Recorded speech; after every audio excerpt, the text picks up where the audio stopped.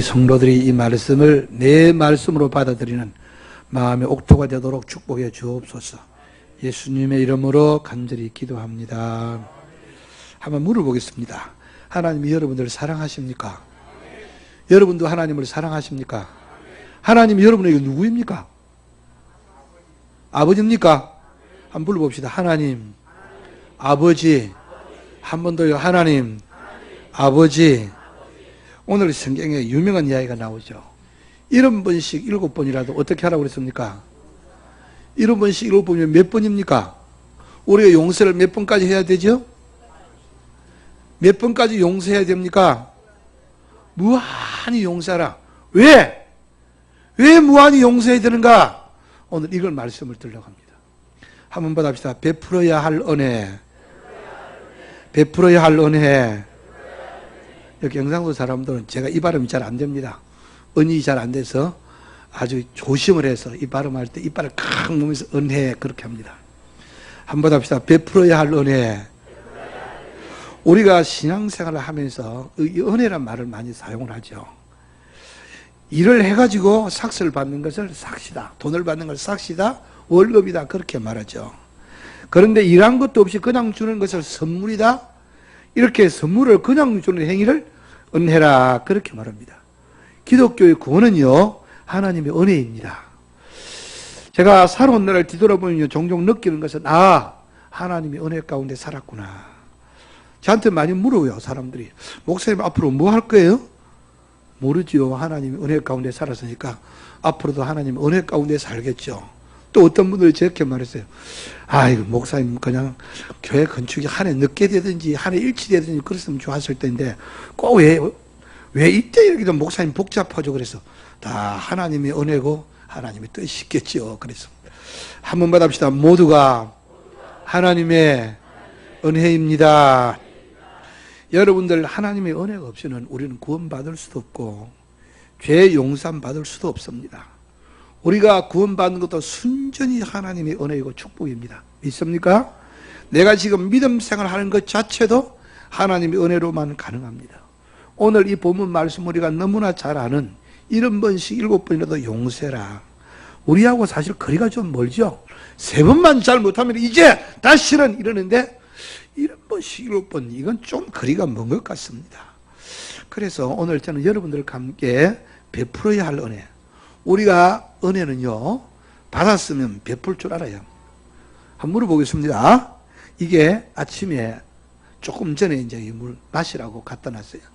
정수역에서 받아다 갖다 놨는데 이걸 여기 그대로 한 달만 지나면 이 물이 어떻게 될 것 같아요? 한 달만 지나면 이 물이 어떻게 되겠어요? 생수니까 깨끗하겠죠? 참 이상한 분들이네. 이 물을 한 달 동안 이대로 두면 이 물이 어떻게 되겠냐고요? 썩지요. 왜요? 물은 흐르지 않으면 썩습니다.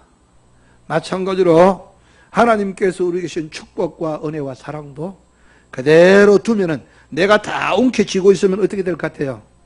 다 썩습니다. 항상 하나님의 사랑도 은혜도 용서도 계속 양방으로 흘러가야 합니다. 하나님 우리에게 은혜를 주시고 또한 우리도 하나님의 은혜를 가도 또 베풀고 하나님으로부터 은혜를 받기만 하고 다른 사람에게 베풀지 않는다는 것은요 우리 성도들에게는 생각도 할 수 없는 일입니다. 과연 내가 받은 은혜가 진짜인가 하는 것을 알아보는 방법은요 내게 상처를 주고 용서가 되지 않는 사람도 얼마나 용서해 줄 수 있는가 이것을 가지고 우리는 구분할 수가 있습니다. 이 마태복음 18장 오늘 본문에 보니까 베드로가 한 가지 질문을 예수님께 했습니다. 선생님, 형제가 내게 죄를 범하면 몇 번이나 용서해 줄까요? 7번까지 되겠습니까? 그랬습니다. 베드로는 이 질문을 할 때에 내가 7번이라는 답변을 가지고 왔어요. 왜냐하면 그 당시에 유대 랍비들은요 3번까지 용서해 주라고 그랬어요. 그런데 4번째부터는 용서할 필요가 없었어요. 그런데 베드로는 7번 말하니까 내가 7이라는 숫자를 말했으니까 우리 선생님이 틀림없이 칭찬해 주실 거야. 베드로야 7번이라고? 야 믿기지 않는 너 참 너그럽구나. 너 대단하다. 역시 내 제자다. 이렇게 칭찬받으라고 생각했습니다. 아마 베드로가 이 질문을 할 때에 베드로의 가슴 속에 용서가 되지 않는 어떤 가까운 사람이 있었을 것입니다. 대개는요, 가장 가까운 사람이 내가 가장 가까운 사람에게 상처를 주고 가장 가까운 사람 통해서 나도 상처를 받아요. 멀리 있는 사람에게는요, 상처 주고 받을 일도 없어요. 본문에 나오는 과연 몇 번까지 용서해 줄까요? 이 베드로의 질문은요, 우리가 하고 싶은 질문입니다. 그런데 주님은 베드로야, 너 7번 하니까 대단하다 그렇게 하시지 않고 아니다. 7번뿐 아니라 7번을 7번까지 한번 합시다. 7번뿐 아니라 70번씩 7번이라도 70번씩 7번이라도 하라. 이 장면은요, 무한한 용서를 말합니다. 아마 여러분들 가운데서 이 말씀 읽으면서 성경이니까, 예수님이니까, 예수님의 말씀이니까 그렇게 말씀드리고 싶죠. 그런데 주님은 이 다음에 유명한 비유를 말씀드리는데요, 오늘 제가 하려고 하는 이야기 이것입니다. 그러므로 천국은 그 종들과 결선하려 하는 어떤 임금과 같으니, 엄청난 부를 가진 한 임금이 있었어요. 그거는 자기에게 빚진 자들에게 빚을 받을 때가 되었다고 판단해서 장부를 가지고 빚진 사람들 돈을 이제 다 받습니다. 그때 1만 달란트 빚진 자를 데려왔습니다. 제가 물어보겠습니다. 지금 아침부터 졸리시는 것 같은데 1만 달란트면 여러분 상상할 때 돈이 얼마나 될 것 같아요? 1만 달란트면 돈이 얼마나 될 것 같아요? 보통 한 사람의 재산이 얼마나 당시 되었는지 모르지만 1만 달란트는 상상도 할 수 없는 돈입니다. 이게 달러로 계산하면 1억 5천만 달러라고 그러는데 어제 박 목사님한테 이 돈이 얼마나 되냐 물어보니까 우리 돈으로 하면 얼마나 물어보니까 1,700억 원이래요. 1,700억 원. 당시 예수님 당시에 국가 예산의 하나 10배가 되는 그런 돈이었을 것입니다. 1,700원의 빚을 졌다. 이건요, 상상도 할 수 없는 천문학적인 숫자입니다. 왜 예수님께서는 이런 과장법을 가지고 이야기할까요? 1,700원 상상도 할 수 없는 돈을 지금 이야기하고 있는 거예요. 이건요, 절대로 사람이 갚을 수 없는 돈이라 그 말입니다. 그래서 주님은 계속 말씀합니다. 갚을 것이 없는지라 주인이 명하여 그 몸과 아내와 자식들과 모든 소유를 다 팔아 갚게 하라니, 이렇게 되어 있어요. 주인은 이 사람이 절대로 빚을 갚을 수 없다는 것을 알고 있었습니다. 그래서 채무자가 가진 모든 것을 경매 처분하고 가족까지 다 팔아서 노예 노동까지 해서 다 갚아라. 이것은 당시에 부당한 일이 아니었습니다. 이 비유는요, 우리와 하나님과의 관계를 보여주기 위함입니다. 여러분들, 우리는 하나님 앞에 섰을 때에 우리의 죄값이 얼마나 될 것 같습니까? 인간은요, 절대로 스스로 제 빚을 갚을 수가 없습니다. 죄값을 갚을 수가 없습니다. 이것은 부정하여서 하나님 앞에 아무것도 빚진 것이 나는 없는데, 내가 누구보다 나는 악하지 않습니다. 나는 선한 일을 많이 했습니다. 우리들은 남과 비교하기를 좋아합니다. 나는 새벽마다 기도하고요, 예수 믿은 지가 20년은 넘었고요, 나는 나름대로 양심대로 살았어요. 이렇게 하는 분도 있을 것입니다. 그러나 문제는요, 빚이 너무너무 커서 우리 인간의 힘으로는 절대 해결할 수 없다는 것입니다. 너무 커서 내 선행으로도 내 업보로도 내 수단과 방법을 다해도 이 빚을 갚을 수가 없다는 것입니다. 주님은 장부를 펴서 결선하기 위해서 부르시는 이 하나님의 이미지로 예화를 예수님은 말씀하시고 있습니다. 이것은 우리 죄로 인해서 하나님께 큰 빚을 지고 있는 우리 인간의 상태를 말해주고 있습니다. 뭐 촛불 침폐한다고 난리하고 우리는 털어도 먼지 하나 없다고 난리치던 그런 사람들도 청문회 쫙 써보니까 죄상이 드러나기 시작하는데 별의별 놈들도 많더라고요. 저 사람은 깨끗하겠지 했는데 깨끗한 놈이 한 놈도 없어요. 다 추악한 모습들이 적나라하게 드러나요. 이건 너나 할 것이 똑같아요. 여러분들, 나는 깨끗합니까? 여러분들은 깨끗합니까? 길 가면서 매력 있는 사람을 보고 추파를 던지는 것을 누가 알겠습니까? 그러나 하나님이 이미 다 보셨어요. 여러분이 컴퓨터에서 지난 기록을 다 삭제했을지 몰라도 하나님은 여러분들이 방문한 웹사이트를 다 알고 계세요. 다른 사람들은 아무도 여러분들의 못된 버릇을 잘 모를지 모르지만은 하나님은 다 알고 계세요. 창문을 꼭꼭 닫고 당시 지르는 그 분노의 소리를 이웃이 들지 못할지 모르지만은 하나님은 하늘에서 다 듣고 계세요. 자기 아내에게 폭력을 휘두르는 것이 내 아내와 나만 한다고 생각합니까? 그러나 우리 집은 불꽃 같은 눈으로 그 자리에서 보고 계십니다. 상사는 여러분들의 횡령한 사실을 모르지만은요, 하나님은 다 알고 있습니다. 우리는 재미로 한 사람의 이름을 불러놓고 깨뜨리고 부수고 흉보고 비판하고 비웃고 비열한 웃음을 웃고 있지만 그분은 다 듣고 계세요. 여러분들이 그분 앞에서 착각하는 자문이나 교반도 그분이 모르실 줄 아십니까? 다 알고 계십니다. 그 주님이 우리에게 계산을 하자고 말씀하시고 있는 것입니다. 예수님은 이야기에 등장하는 이 종은요, 자기가 큰 빚을 졌고 어떤 대가도 치를 수 없다는 것을 강조하고 있습니다. 그 종이 엎드려 이르되 내게 참으소서 다 갚으리이다. 그러나 주인은 이 종이 절대로 이 빚을 갚지 못한다는 것을 알고 있었습니다. 그런데 놀랍게도 그 종은요, 주인이 비는 것이 불쌍해서 돈을 다 탕감해 주기로 했어요. 다 용서해 주었어요. 여기에서 사용된 두 동사인데 빚을 다 탕감하여 주다, 놓아 보내다 하는 이 말 동사는 정확하게 헬라의 원에 보면 용서해 주다로 번역할 수가 있습니다. 이 종은 1,700억 원의 엄청난 돈이 빚을 졌지만은 주인은 장부에서 그걸 다 지어주고 놀라운 은혜의 행위를 베풉니다. 주인이 기한을 연장해 주거나 매달 갚아라, 그리고 돈을 액수를 낮춰주겠다, 이런 것이 아니라 완전히 삭제해 주었습니다. 대단히 큰 빚이지만은 주인은 이 종에게 큰 은혜를 베풀었습니다. 그런데 이 예화에 충격적인 반전이 나옵니다. 이 종이 나가서 자기에게 100다니온 빚진 100데나리온을 계산해 보니까 요새 우리 말로 말하면 한 1000만 원 정도 돼요.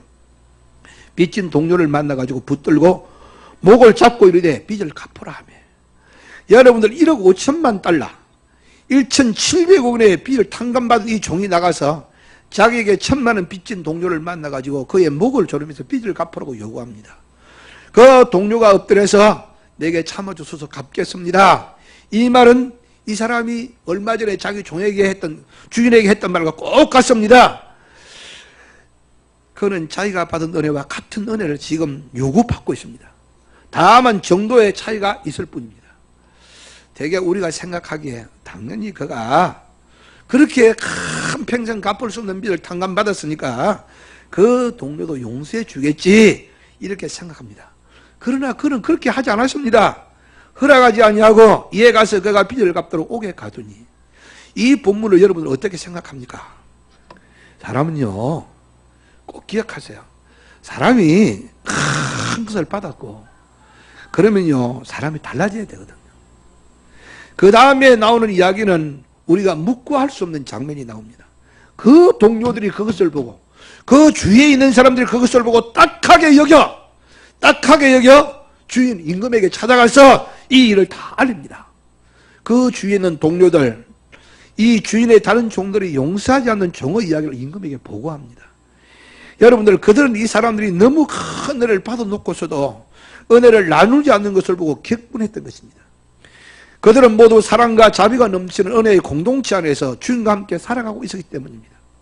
따라서 그들 중에 한 명이 큰 은혜를 받은 사람이 은혜 나누기를 거부할 때에 이 공동체가 격분한 것입니다. 몹시 딱하게 여겨 이 말은 매우 슬퍼했다고 번역할 수가 있습니다. 우리는 누군가가 과분한 은혜를 받고서도 은혜를 베풀지 않으면 그를 가만히 놔두지 않겠다는 것이죠. 우리말에 이런 말이 있습니다. 광에서 무엇이 나요? 광에서 무엇이 나요? 인심 난다고 그랬습니다. 자기 광에는 넉넉하고 풍성한데 인심이 영 그래. 그럴 때 사람들이 다 한마디씩 합니다. 자기는 이렇게 큰 은혜를 받았는데 자기는 한 푼도 내놓지 않으면요, 누구라도 다 한마디씩 합니다. 그런데 이 무정한 소식은 주인 임금에게 들립니다. 놀라운 은혜를 받은 사람이 그 은혜를 나누지 않았다는 것을 알게 됩니다. 이에 주인이 그를 불러다가 말하되, 악한 종아, 네가 빌기에 내가 네 빚을 다 탕감하여 주었는데 내가 너를 불쌍히 여김같이 너도 내 동료를 불쌍히 여기면 마땅치 아니하냐? 주인이 놓아여 그 빚을 갚도록 그를 옥졸에 넘기니라. 이제 그는 감옥 안에서 엄청난 빚을 갚는데 평생 동안 갚지 못할 것이고 감옥에서 평생을 보낼 것입니다. 여러분들, 이 사람이 감옥에 들어간 이유는요, 빚이 많아서 갚은 것이 아니라 은혜를 갚으려고 은혜에 대해서 베풀지 않았기 때문인 것입니다. 자기 죄에 대한 엄청난 죄책감에 그는 매게 될 것이고 그거는 그곳에서 나오지 못할 것입니다. 그곳이 어디입니까? 지옥이죠. 주님은 하나님의 은혜를 받은 사람이 다른 사람에게 은혜를 베풀지 않는 것이 얼마나 무서운 죄인가 하는 것을 말씀하고 있습니다. 하나님이 여러분들의 죄를 용서하셨는데 여러분들은 다른 사람의 잘못을 가슴에 그대로 품고 있습니까? 그렇게 한다면요, 즉 원망을 품고 있다면 그 상처는 미움으로 변할 것이고 그것이 독이 되어서 여러분들의 영혼을 파먹어 들어갈 것입니다. 하나님의 은혜에 이를 수도 있고 주 안에 있는 기쁨도 맛볼 수가 있는데 이 기회를 놓쳐버리고 있는 것입니다.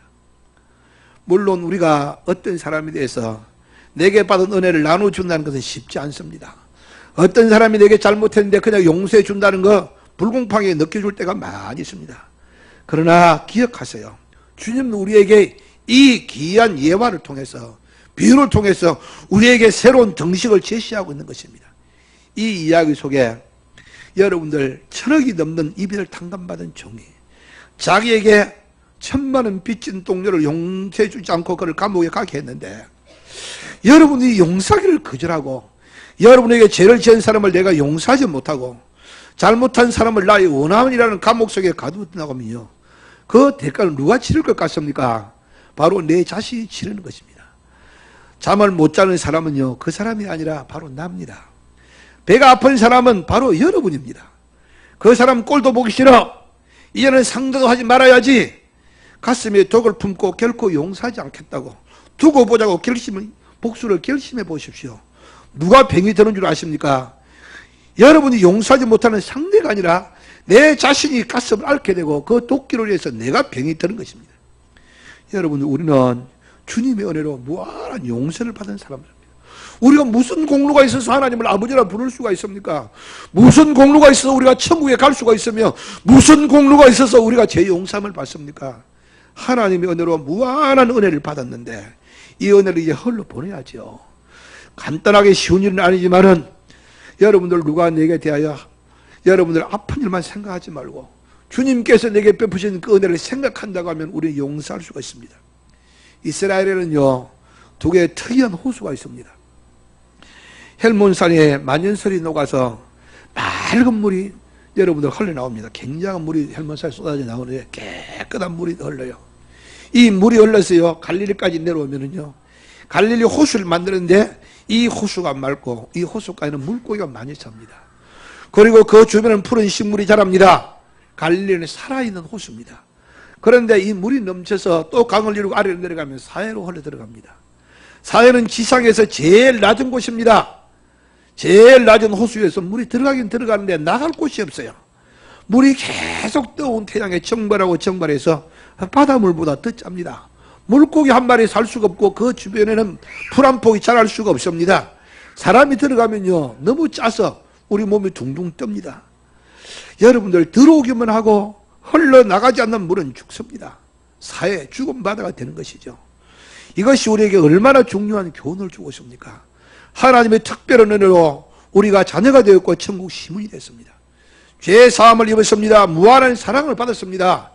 이것은 순전한 하나님의 선물이요 축복의 은혜입니다. 우리가 어떻게 살아가야 합니까?